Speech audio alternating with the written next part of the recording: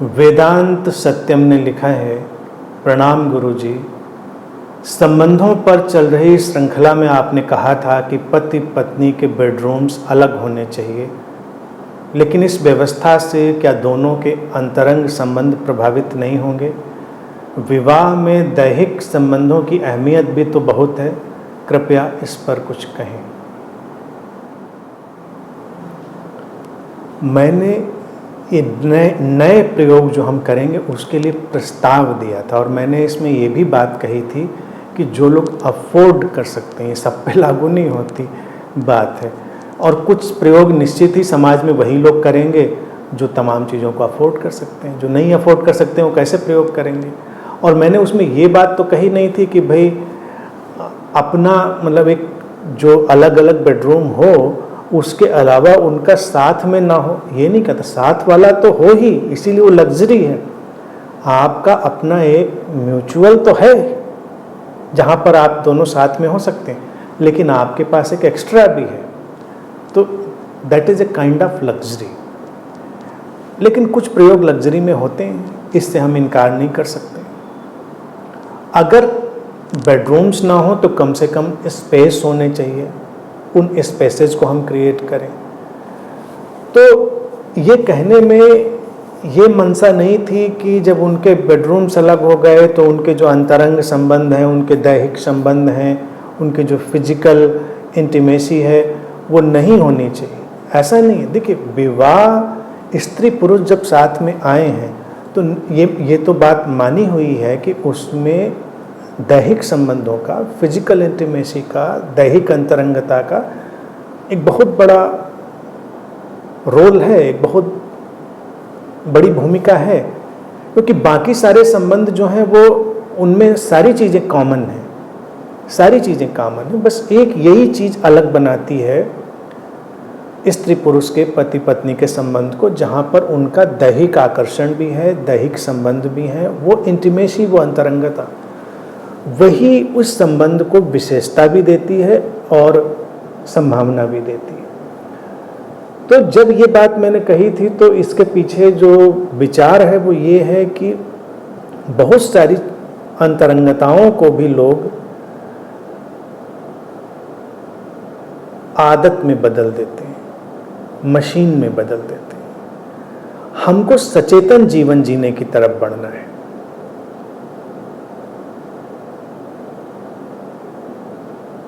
हमको सचेतन जीवन जीना है। सचेतन जीवन में कुछ नई नई चीजें आएंगी। ऐसा नहीं है कि आदतों के ढांचे से आप चलेंगे तो आप एक अलग दुनिया में पहुंचेंगे और उसमें कुछ बहुत अच्छी चीजें होंगी। तो हमको आदत का पैटर्न तोड़ने की जरूरत है।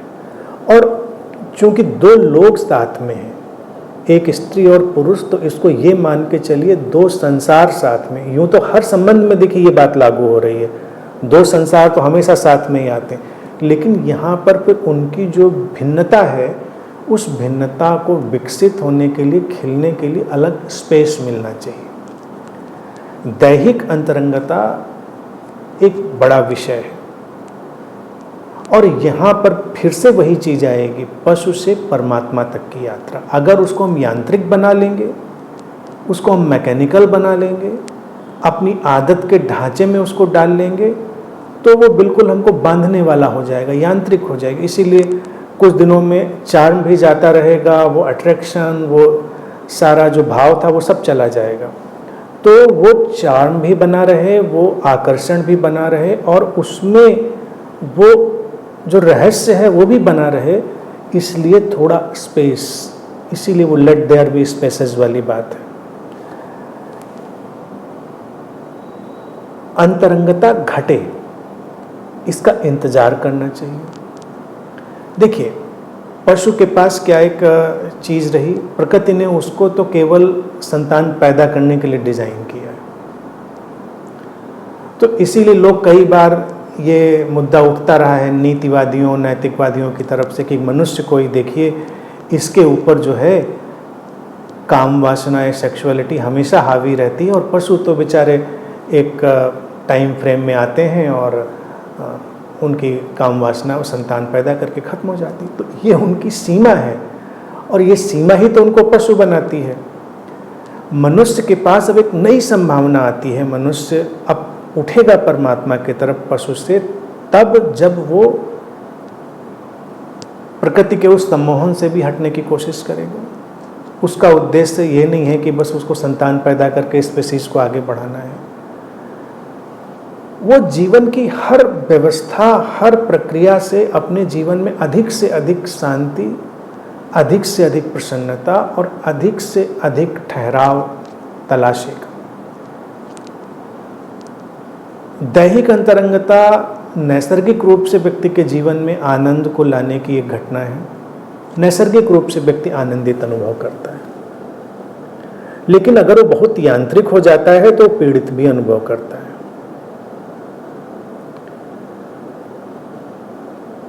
ये एक दुविधा की स्थिति यहां पर पैदा होगी। मनुष्य को एक चैलेंज मिलेगा। विवाह पर बात कर रहे हैं तो काम वासना पर भी हमको बात करनी ही है और उस पर अपने प्रश्न अच्छे ढंग से लाएंगे तो उस पर हम देखेंगे। अब काम वासना की जटिलता क्या है कि ये हमको, क्योंकि वो अपने आप में यांत्रिक है, अपने आप में मैकेनिकल है, प्रकृति ने उसको वैसा बनाया, लेकिन प्रकृति ने केवल वैसा नहीं बनाया है, प्रकृति ने उसमें कुछ और एलिमेंट भी डाल दिए हैं, उनको हम अनलॉक कर सकते हैं। जब हम स्पेस पैदा करते हैं अपने संबंधों में तो हम उन नई संभावनाओं को तलाशने की तरफ बढ़ते हैं, नई संभावनाओं को। पार्श्विक धरातल में देखिए क्या होगा, हम शारीरिक तल पे जुड़ेंगे, बात खत्म हो गई। अब एक नई बात यह हो सकती है कि आपके बीच अंतरंगता और प्रेम इतनी मात्रा में घट रहा है कि उसके कारण बाई प्रोडक्ट के रूप में दैहिक अंतरंगता घटती है। दैहिक अंतरंगता भी आपको अपनी गहराई में ले जाती संबंधों को। एक वर्तुल है, एक सर्कल है, लेकिन आपने दूसरा रास्ता लिया, क्योंकि ये जो अंतराल की बात है ये समझ में भी उसी व्यक्ति के आएगी जो थोड़ा भी मानसिक, भावनात्मक, चेतनागत रूप से विकसित हो रहा होगा, नहीं तो किसी को समझ में नहीं आएगी। ऐसे आप कहेंगे तो कहेगा क्या बेवकूफ़ी है, क्या मतलब। तो जो समझेगा वो इस बात को जानेगा, वो समझ पाएगा कि हाँ इसकी कुछ एक अलग वैल्यू है, अलग महत्ता है। दैहिक संबंधों में देखिए एक दुर्घटना क्या रही है कि चूंकि वो यांत्रिक है तो यंत्र में बदलने की पूरी पूरी गुंजाइश है और कोई भी व्यक्ति यंत्र में बदलना नहीं चाहता। पशु यांत्रिक हैं क्योंकि वो प्रकृति के पूरे सम्मोहन में है। मनुष्य भी है लेकिन वो प्रकृति के उस सम्मोहन से बाहर जाने के लिए भी डिजाइंड है, तैयार है। तो इसलिए ही होता क्या है कि अगर हम बिल्कुल ही यांत्रिक हो जाएंगे, आदतों के अनुसार चलेंगे, और यंत्र क्या होगा, यंत्र के अंदर भावना आती वस्तु में बदल जाने की, और कोई भी व्यक्ति वस्तु में बदलना नहीं चाहता।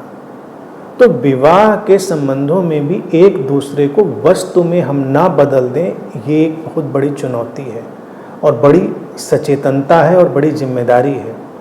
और काम वासना में दोनों पॉसिबिलिटी हैं कि हम चाहें अपनी बेहोशी में तो दूसरे को यंत्र में, वस्तु में बदल डालें, स्वयं को बदल डालें, और चाहे तो हम दूसरे को जीवंत होने के, दिव्य होने के एक गहरे एहसास से भर दें और स्वयं भर जाएं।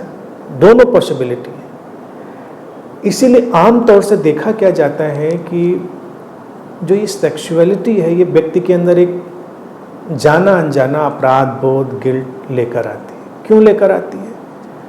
क्योंकि जैसे ही हम उसमें सचेतनता का आयाम नहीं जोड़ेंगे और हम बिल्कुल यांत्रिक होंगे तो हमारे जो शरीर हैं वो यंत्र की तरह फंक्शन करेंगे। यंत्र की तरह फंक्शन करेंगे तो वस्तु में बदलेंगे, और कोई भी वस्तु में बदलना नहीं चाहता। तो जैसे ही व्यक्ति को लगेगा मैं तो वस्तु के जैसा व्यवहार कर गया, तो वो किसी किस्म के अपराध बोध में जाएगा, जाने अनजाने। देखिए, विवाह में भी मैरिटल रेप जैसी बात की चर्चा होती ही है और उस पर कानून बनाने की तमाम बातें हैं। अब वो कानूनविदों का काम है कि उस पर वो क्या करेंगे, लेकिन इसमें जो मूल बात है, ये मुद्दा आता भी क्यों है और क्या नहीं आता है? तमाम विवाहों में आता है। इसलिए आता है कि व्यक्ति अचेतन है, उसके संबंधों का जो व्यवहार है वो बिल्कुल दूसरे की तरफ देखने का है ही नहीं। विवाह की पुरानी परंपरा जो थी उसने कमोबेश ऐसा ही ढांचा विकसित किया था कि हम दूसरे की तरफ क्या देखें, और ख़ास तौर से ये पैट्रियार्कल जो स्ट्रक्चर बन गया धीरे धीरे, उसमें तो स्त्री को उन्होंने वस्तु में ही बदलना शुरू कर दिया। और स्त्रियों की जो बेचैनी और पीड़ा रही पीढ़ी दर पीढ़ी, वो इसलिए रही क्योंकि वो जाने अनजाने वस्तु में बदल चुकी। उनको हम कितना भी महिमा मंडित कर दें, वो वस्तु में बदल चुकी थी। इसीलिए कोई उन पर ध्यान नहीं दे रहा है। वो खाना बना रही हैं, घर का काम करें और करते रहो, तुम्हारा काम है, तुम कोई बहुत उसके लिए चिंतित नहीं है। और जब सवाल आया काम वासना सेक्सुअलिटी का, देन अगेन वो एक एपरेटस है, वो एक यंत्र है, यंत्र का उपयोग करना है, बात खत्म हो गई। प्रकृति ने भी ऐसा माया जाल रचा है कि पुरुष की सेक्सुअलिटी और स्त्री की सेक्सुअलिटी भी बड़ी डिफरेंट उसने डिजाइन करी है। पुरुष की सेक्सुअलिटी इस तरह की डिजाइन करी है कि वो बहुत कंसर्न नहीं भी हो सकता है, उसको बहुत कंसर्न होने की जरूरत नहीं है, बहुत इमोशनल होने की जरूरत भी नहीं। अब कोई पूछे ऐसा क्यों? इसमें बस इस बात को ध्यान रखना है कि प्रकृति ने ये सब आयोजन किया था अपनी प्रजाति को आगे बढ़ाने के लिए। उसको इस बात में रुचि नहीं थी कि अब आप इमोशनल होंगे, आप उसमें भावनाएं तलाशेंगे, फिर आप उसमें से ध्यान तलाशेंगे, उसमें से अध्यात्म तलाशेंगे, हार्मनी पीस तलाशेंगे। उसने बस एक हिडन पॉसिबिलिटी के तौर से डाल दिया था। और कुछ लोग तलाशेंगे, सारे लोगों से उसको मतलब नहीं नेचर को। तो पुरुष को ऐसा डिजाइन नेचर ने किया ही था कि वो बहुत इन्वॉल्व नहीं होता, कंसर्न नहीं होता। उसकी फिजिकल और मेंटल डिजाइन ही ऐसी है कि वो काम वासना में गया, बाहर हुआ, मुद्दा खत्म। स्त्री के लिए उसने डिजाइन एक ट्रैप का बना दिया कि उसको उसमें इमोशनल, भावनात्मक और तमाम तरह की